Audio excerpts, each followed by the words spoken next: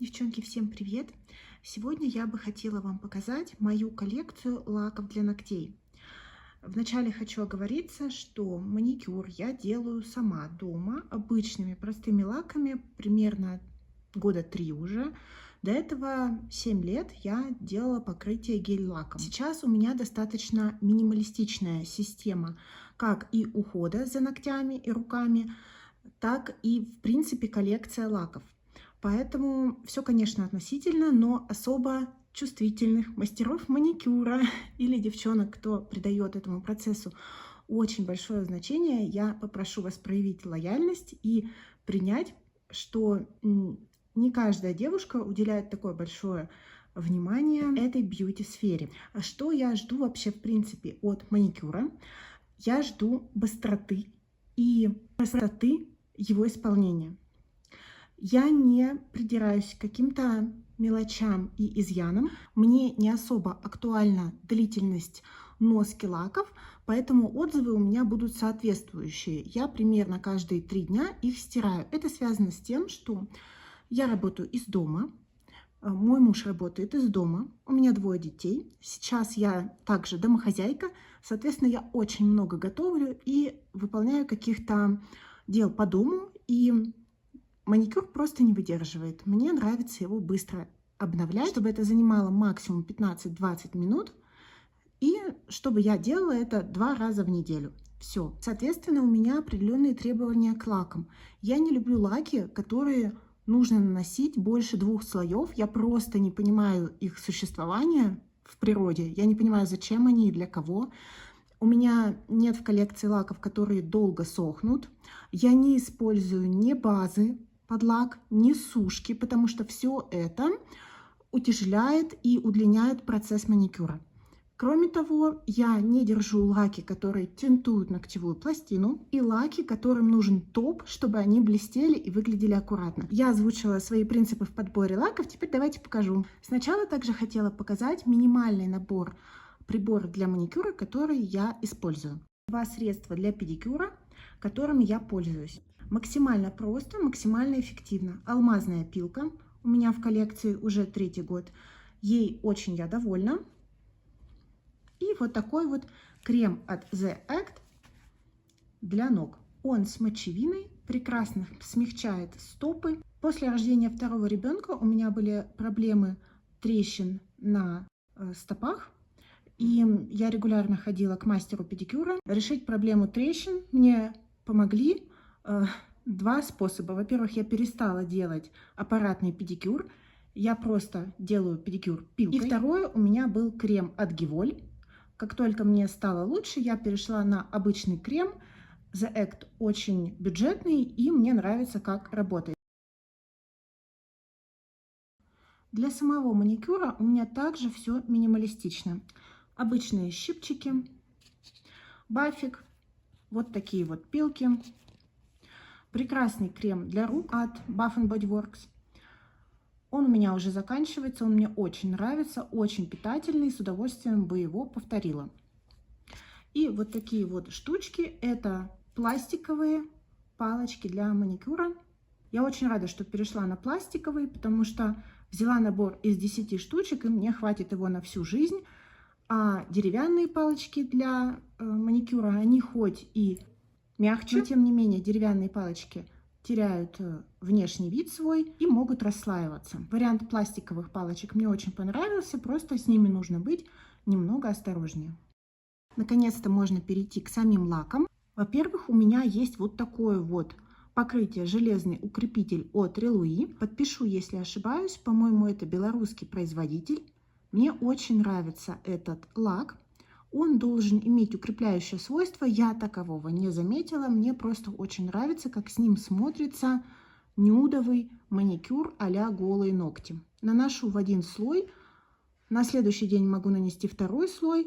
Носится 3-4, может быть даже 5 дней без проблем. Очень мне нравится это средство. Люблю его. Также у меня достаточно много турецких лаков. И конкретно вот эта марка Пастель. И все нюдовые лаки, которые есть в моей коллекции, это лаки фирмы Пастель.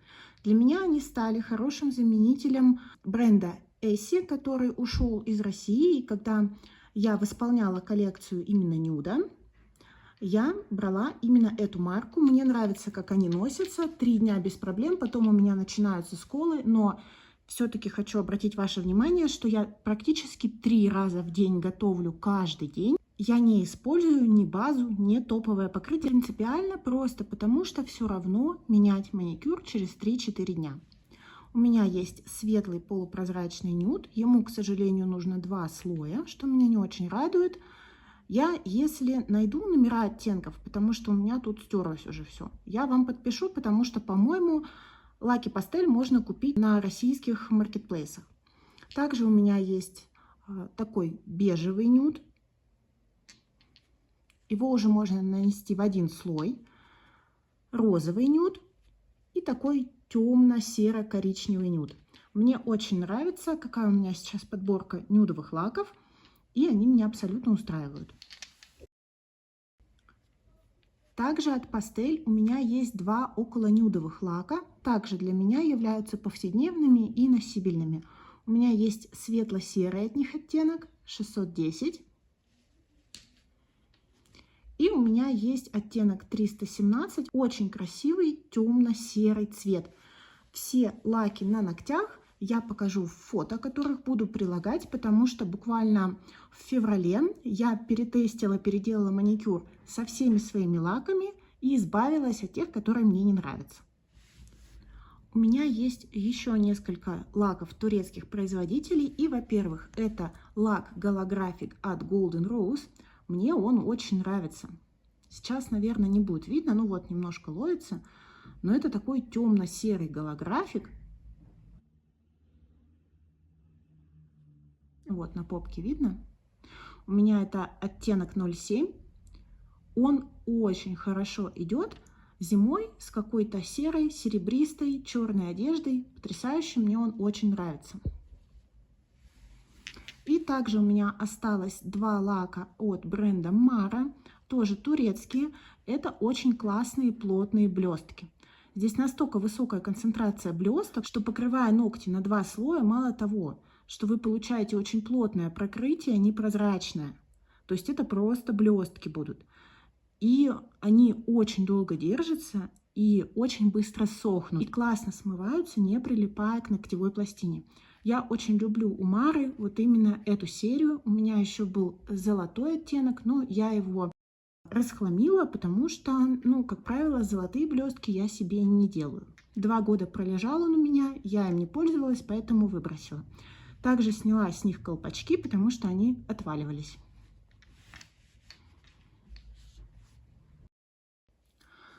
В коллекции моей остался единственный американский лак.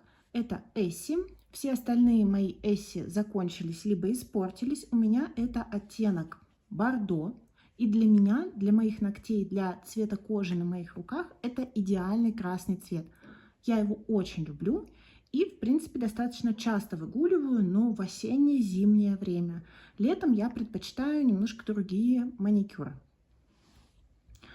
Качество у Essie хорошее, сопоставимое с пастель, поэтому переплачивать смысла я не вижу.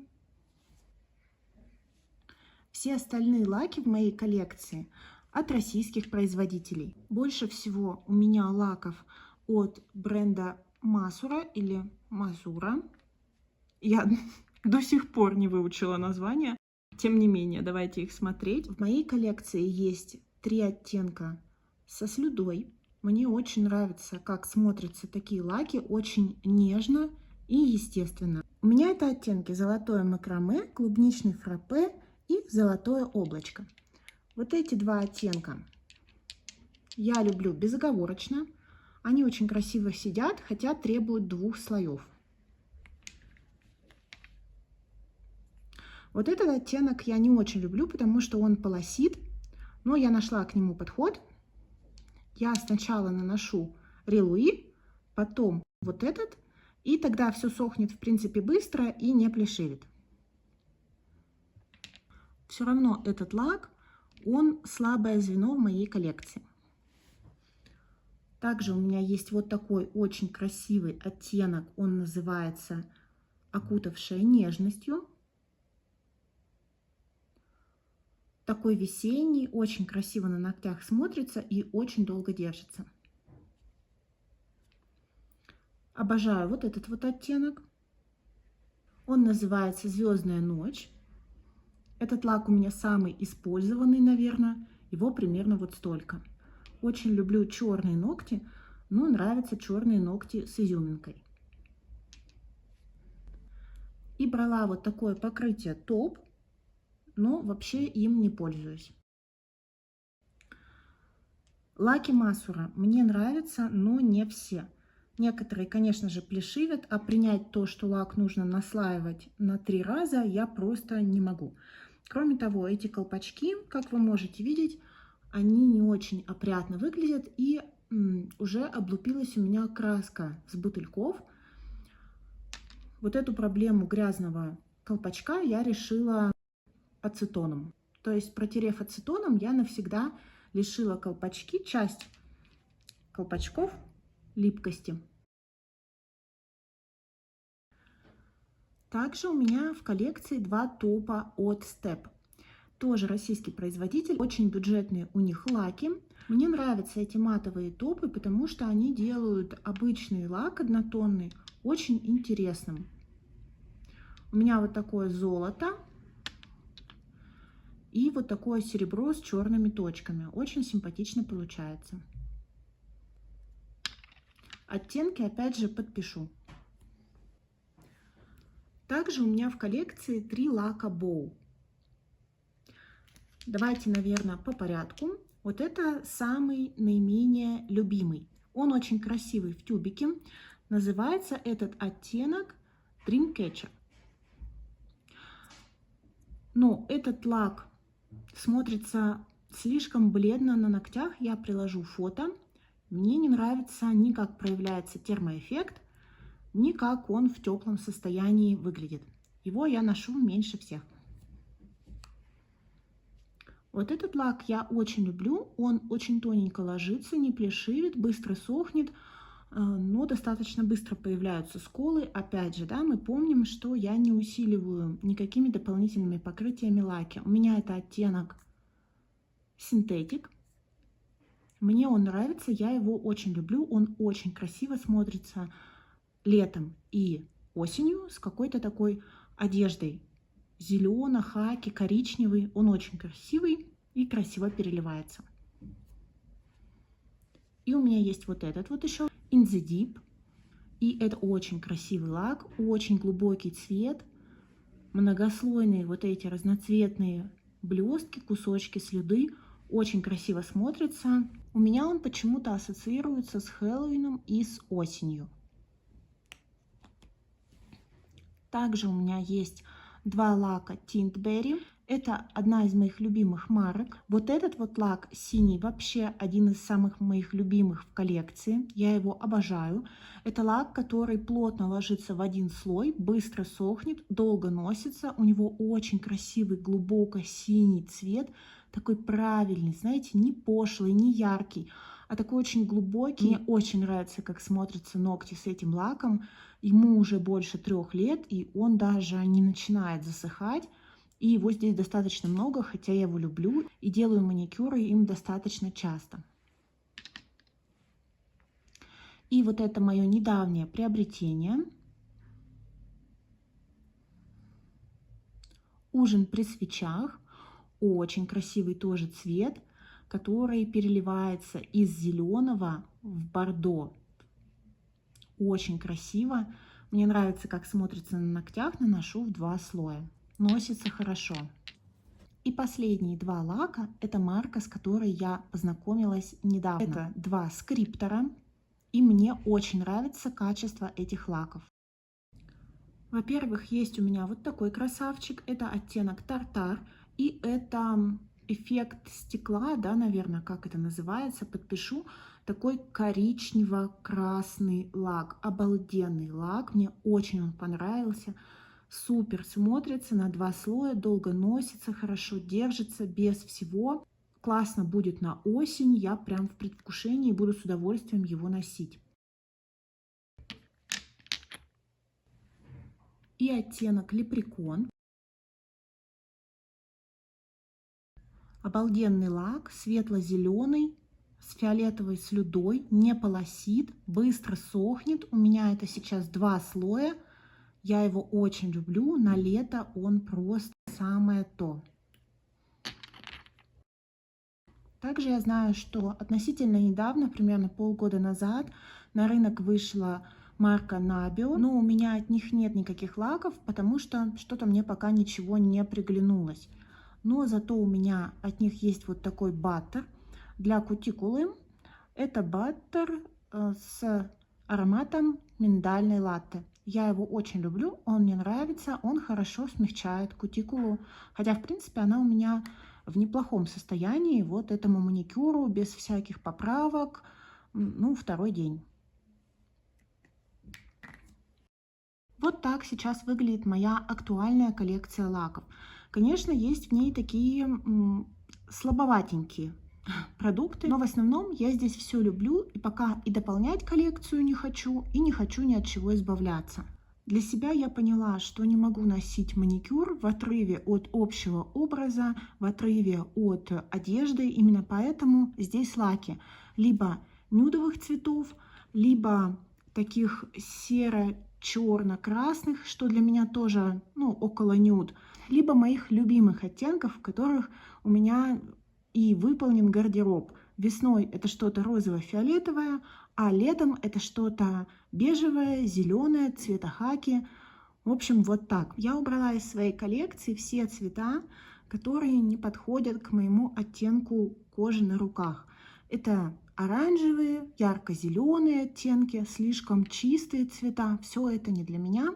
А вот эти оттенки — это то, что я очень люблю. Спасибо большое, что посмотрели это видео. Я надеюсь, какие-то оттенки вам приглянулись и вам было полезно посмотреть мою коллекцию. Спасибо всем за внимание. Всем пока!